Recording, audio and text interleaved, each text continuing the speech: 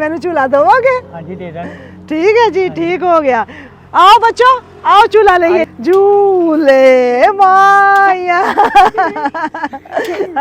मजा आ रहा है भाई, मुझे तो बड़ा मजा आ रहा है। अच्छा मैं दसो आज किन्ने पैसे है? आज के मैं कहा है जा रहे किन्ने कमाए आज? किन्ने?